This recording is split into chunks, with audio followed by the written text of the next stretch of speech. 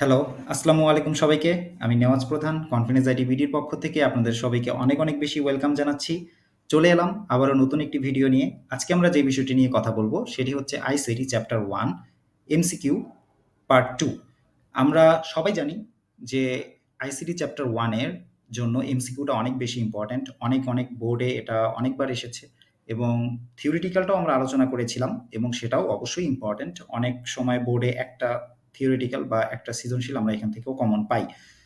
তো আজকে আমরা পার্ট 2 এমসিকিউর যেটা কভার করে দেব। এরপরে আমাদের অফিসিয়ালি চ্যাপ্টার 1 টা কমপ্লিট হয়ে যাবে। এরপরেও যদি কারো কোনো বিষয়ে কোনো প্রবলেম থাকে বা যদি মনে হয় যে না এই বিষয়টি আরেকটু ডিটেইলস আলোচনা করলে আপনাদের জন্য ভালো, অবশ্যই কমেন্ট করে জানাবেন। আমরা চেষ্টা করব সেই বিষয়টি ক্লিয়ার করে আরো ডিটেইলস আলোচনা করার। তো আর বেশি সময় নষ্ট না করে আমরা চলে যাচ্ছি আমাদের মেইন ভিডিওতে।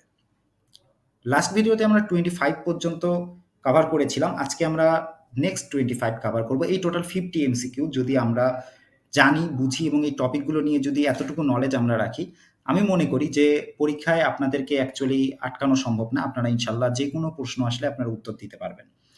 তো নাম্বার 26 যে এমসিকিউটা নিয়ে আমরা আলোচনা করব সেটি হচ্ছে বায়োমেট্রিক্স পদ্ধতিতে কোনটি সবচেয়ে বেশি ব্যবহৃত হয়?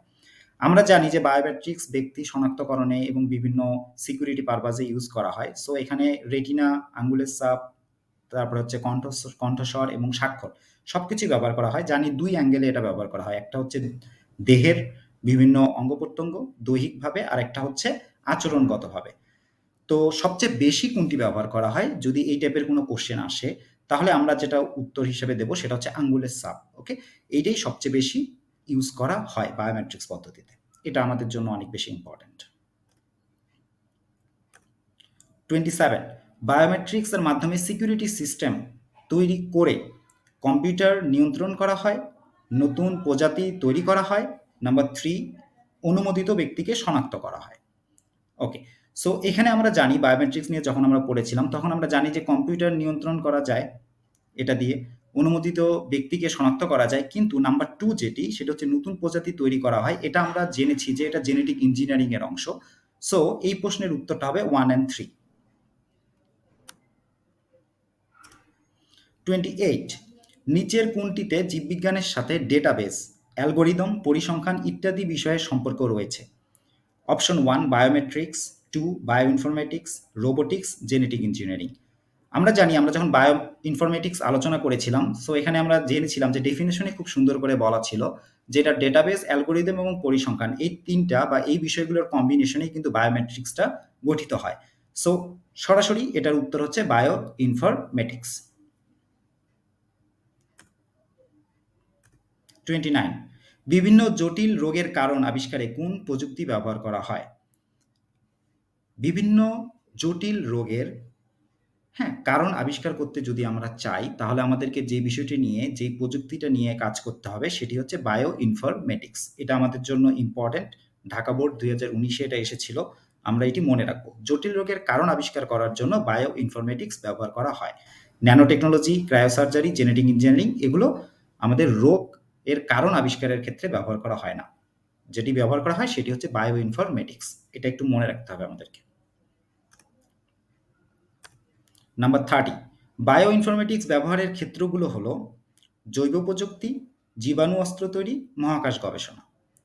আমরা জানি বায়ো ইনফরমেটিক্স যেহেতু বায়োলজিক্যাল রিলেটেড একটা ব্যাপার, সো এখানে কিন্তু জীবের সাথে কানেকশন আছে।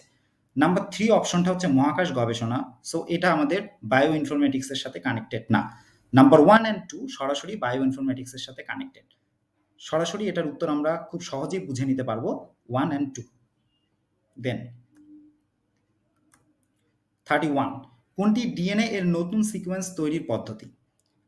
একটু আগে আমরা যেটা নিয়ে আলোচনা করলাম সেটি হচ্ছে জেনেটিক ইঞ্জিনিয়ারিং এ আসলে নতুন ডিএনএ গঠন এবং নতুন প্রজাতি উদ্ভাবনের ক্ষেত্রে ব্যবহার করা হয়ে থাকে জেনেটিক ইঞ্জিনিয়ারিং।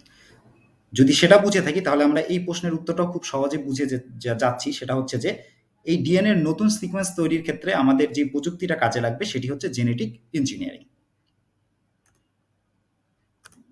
32 জিন ফাইন্ডিং গবেষণায় কোনটি ব্যবহৃত হয়? জিন ফাইন্ডিং গবেষণায় ব্যবহৃত হয় বায়ো ইনফরমেটিক্স। এটিও আমাদের অনেক বেশি ইম্পর্টেন্ট একটা এমসিকিউ। জিন ফাইন্ডিং গবেষণায় ব্যবহৃত হয় বায়ো ইনফরমেটিক্স। 33 উচ্চ ফলনশীল শস্য উৎপাদনে কোন প্রযুক্তি ব্যবহৃত হয়? উচ্চ ফলনশীল শস্য উৎপাদনে মানে নতুন একটা ভেরিয়েন্ট তৈরি করার জন্য যেই প্রযুক্তিটা ব্যবহার করা হবে সেই প্রযুক্তির নাম হচ্ছে জেনেটিক ইঞ্জিনিয়ারিং। আমরা সকলেই প্র্যাকটিক্যাল লাইফে দেখে থাকি যে আমাদের অ্যাকচুয়ালি বাবা এবং দাদারা যদি বলেন তো তাদের সময় যে পরিমাণ ফসল উৎপাদন হতো পার একর জমিতে, এখন কিন্তু তার থেকে অনেক অনেক বেশি পরিমাণে ফসল ওই সেম পরিমাণ জমিতেই কিন্তু উৎপাদন করা সম্ভব। সেটা কেন? সেটা হচ্ছে এই জেনেটিক ইঞ্জিনিয়ারিং এবং বিভিন্ন প্রজাতির ডিএনএ নিয়ে গবেষণা করে নতুন প্রজাতি উদ্ভাবনের ফলেই কিন্তু এটা সম্ভব হয়েছে। আমরা নতুন নতুন অনেকগুলো ফসলের নাম জানি, অনেকগুলো ধানের নাম জানি যেগুলো হয়তোবা আগে ছিল না। কেন হয়েছে? তার উৎপাদনের হারটা অনেক বেশি, হ্যাঁ? তার থেকে আমরা অনেক ভালো ফসল পাচ্ছি। পুরোটাই সম্ভব হয়েছে এই জেনেটিক ইঞ্জিনিয়ারিং এর জন্য। সো উচ্চ ফলনশীল শস্য উৎপাদনের জন্য যে প্রযুক্তি আমরা ব্যবহার করি সেই প্রযুক্তিটা হচ্ছে জেনেটিক ইঞ্জিনিয়ারিং। এটাও আমাদের মনে রাখতে হবে। 34 জেনেটিক ইঞ্জিনিয়ারিং এর মাধ্যমে জীবের নতুন জিনোম আবিষ্কার করা হয়, বাণিজ্যিকভাবে ইনসুলিন তৈরি করা হয়, খুব সহজে ব্যক্তি শনাক্ত করা যায়। নাম্বার 1 অ্যান্ড 2 জেনেটিক ইঞ্জিনিয়ারিং এর সাথে কানেক্টেড, কিন্তু খুব সহজে ব্যক্তি শনাক্তকরণের ব্যাপারটা আসলে বায়োমেট্রিক্স এর অন্তর্ভুক্ত। সো এটা কিন্তু আমাদের জেনেটিক ইঞ্জিনিয়ারিং এর অংশ না। তার জন্য আমাদের এটার উত্তর অবশ্যই আমরা দেব 1 অ্যান্ড 2। 35 খাদ্যজাত দ্রব্যের প্যাকেজিং ও প্রলেপ তৈরিতে ব্যবহৃত প্রযুক্তি কোনটি? খাদ্যজাত দ্রব্য প্যাকেজিংয়ের ক্ষেত্রে এবং এটার যে প্রলেপ সেটা তৈরির ক্ষেত্রে যে প্রযুক্তি আমরা ব্যবহার করে থাকি সেই প্রযুক্তিটা হচ্ছে ন্যানো টেকনোলজি। অনেকবার এসেছিল এটা বোর্ডে, অনেক বেশি ইম্পর্ট্যান্ট, আমাদের এটা মনে রাখতে হবে। 36 টপ ডাউন পদ্ধতিতে কোনো জিনিসকে নির্দিষ্ট আকার দেওয়া হয়, এর সাথে সংশ্লিষ্ট প্রযুক্তি কোনটি? আমরা সবাই জানি যে টপ ডাউন পদ্ধতিতে একটা বড় জিনিসকে আস্তে আস্তে ছোট করা হয়, যেটা আমরা ন্যানো চিপ যেগুলোকে আমরা বলি, এবং ছোট ছোট আকার দেওয়া হয়। লাইক দ্যাট ইভেন আমরা খেলার জন্য যে টেনিস বল সেটাকে স্থায়িত্ব দেওয়া এবং ক্ষুদ্র একটা ভালো একটা শেপ দেওয়া, এটার ক্ষেত্রেও যে প্রযুক্তিটা ব্যবহার করা হয়, এই যে টপ ডাউন পদ্ধতি, এটাকে ব্যবহার করা হয় ন্যানো টেকনোলজিতে। ওকে, সো টপ ডাউন পদ্ধতিতে কোনো জিনিসকে নির্দিষ্ট আকার দেওয়ার যে কাজটা, এই কাজটা করা হয় কোন প্রযুক্তির মাধ্যমে? ন্যানো টেকনোলজির মাধ্যমে। 37 মলিকুলার কম্পোনেন্ট থেকে তৈরি অবজেক্টকে কি বলে? ইম্পর্টেন্ট এমসিকিউ আমাদের জন্য। মলিকুলার কম্পোনেন্ট থেকে তৈরি অবজেক্টকে কি বলে? এটাকে বলা হয় ন্যানো টেকনোলজি। ন্যানো টেকনোলজিতে মলিকুলার কম্পোনেন্ট থেকে অবজেক্ট তৈরি করা হয়। 38 1 ন্যানোমিটার সমান কত মিটার? খুবই সহজ একটা কোশ্চেন, কিন্তু অনেকবার বোর্ডে এসেছে, অনেক ইম্পর্টেন্ট আমাদের জন্য, জেনে রাখতে হবে। 1 ন্যানোমিটার সমান কত মিটার?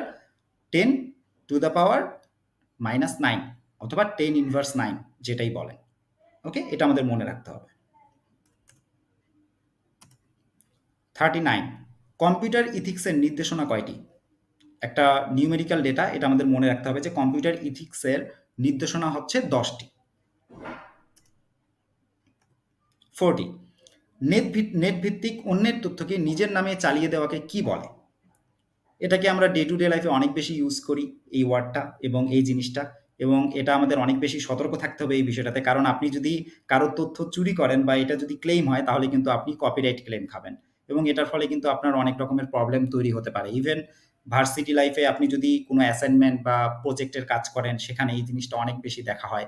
ইভেন আপনি যখন অফিস ওয়ার্ক করবেন, ইভেন আপনি যখন আপনার কন্টেন্ট রেডি করবেন এবং আপনি নিজে কিছু করতে চাবেন, এবং সেটার মধ্যে যদি মানে এই জিনিসটা অনেক বেশি পরিমাণে থাকে, তাহলে আপনার অনেক পরিশ্রম বৃথা যেতে পারে।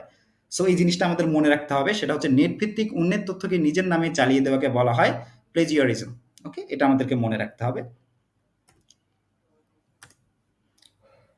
41 ই কমার্সের অন্তর্ভুক্ত নয় কোনটি? ই কমার্সের অন্তর্ভুক্ত নয় প্রচার, কারণ প্রচার এটা সরাসরি মার্কেটিং এর সাথে কাজ, মানে মার্কেটিং এর সাথে সম্পর্কযুক্ত, ই কমার্সের সাথে সম্পর্কযুক্ত না। কিন্তু বিপণন, সরবরাহ অ্যান্ড লেনদেন এগুলো কিন্তু আমার ই কমার্সের সাথে connected. Okay, sorry for that. 42 কোনটি ভার্চুয়াল রিয়ালিটিতে ব্যবহৃত হয়? ভার্চুয়াল রিয়ালিটিতে ব্যবহৃত হয় ত্রিমাত্রিক সিমুলেশন। এটা আমাদের মনে রাখতে হবে, 3D ত্রিমাত্রিক সিমুলেশন ব্যবহার করা হয় ভার্চুয়াল রিয়ালিটিতে। 43 কৃত্রিম বুদ্ধিমত্তায় প্রধানত ব্যবহৃত হয় কোনটি? কৃত্রিম বুদ্ধিমত্তায় প্রধানত ব্যবহৃত হয় প্রলগ। ওকে, এটা আমাদের মনে রাখতে হবে, ইম্পর্ট্যান্ট একটা এমসিকিউ। 44, ক্রায়োসার্জারিতে ব্যবহৃত যন্ত্রপাতি cryoprobe, spray device, actuator. So cryoprobe এবং স্প্রে ডিভাইস এই দুইটা হচ্ছে আমাদের ক্রায়োসার্জারিতে ব্যবহার করা হয়। 45, জেনেটিক ইঞ্জিনিয়ারিংয়ের জনককে, একদম থিওরিটিক্যাল মুখস্থ একটা বিদ্যা, সেটা হচ্ছে পাউল বার্ক। এটা আমাদের মনে রাখতে হবে, জেনেটিক ইঞ্জিনিয়ারিংয়ের জনক। 46, ন্যানো অবজেক্ট তৈরি করা হয় কোথা থেকে? একটু আগে আমরা এই রিলেটেড একটা এমসিকিউ নিয়ে আলোচনা করেছি। ন্যানো অবজেক্ট তৈরি করা হয় মলিকুলার কম্পোনেন্ট থেকে। ঘুরিয়ে পেঁচিয়ে আসতে পারে, তাই আমরা দুইটা নিয়ে আলোচনা করেছি, খুবই ইম্পর্ট্যান্ট এটি। ওকে। 47, ইন্টারনেট ব্যবহার করে অন্যের কম্পিউটার বা সিস্টেমে অবৈধভাবে অনুপ্রবেশ করাকে কি বলে? এটা আমরা সবাই জানি, এটাকে বলা হয় হ্যাকিং। 48, বায়োমেট্রিক্স প্রযুক্তি কোন ক্ষেত্রে ব্যবহৃত হয়? ব্যক্তি শনাক্তকরণ এবং নিরাপত্তা ক্ষেত্রে বায়োমেট্রিক্স অনেক বেশি ব্যবহার করা হয়। সো এটার উত্তর সরাসরি আমরা বুঝেই যাচ্ছি, নিরাপত্তা ক্ষেত্রে বায়োমেট্রিক্স প্রযুক্তি ব্যবহার করা হয়। 49, ক্রায়োসার্জারি কোন ধরনের রোগের চিকিৎসায় ব্যবহৃত হয়? ক্রায়োসার্জারি প্রত্যেকটা রোগের চিকিৎসায় যে ব্যবহৃত হয় তা কিন্তু না, আমাদের ব্যবহার করা হয় হাইপোথার্মিয়াতে। ওকে, এটা মনে রাখতে হবে। ক্রায়োসার্জারি কোন ধরনের রোগের চিকিৎসায় ব্যবহৃত হয়? আমাদের এখানে ব্লাড প্রেশার, চামড়ার প্রদাহ এবং এইডস বলা আছে। সো এগুলোতে হয় না, ইউজ করা হয় হাইপোথার্মিয়া। ওকে। 50, ভিজুয়াল ম্যানুফ্যাকচারিং সিস্টেম অটোমেশনে ব্যবহৃত হয় কোনটি? ভিজুয়াল ম্যানুফ্যাকচারিং সিস্টেম অটোমেশনে ব্যবহৃত হয় সিএএম। ওকে, ক্যাম, এটা আমাদের মনে রাখতে হবে। ভিজুয়াল ম্যানুফ্যাকচারিং সিস্টেম অটোমেশনে ব্যবহৃত হয় সিএএম, ক্যাম। ওকে,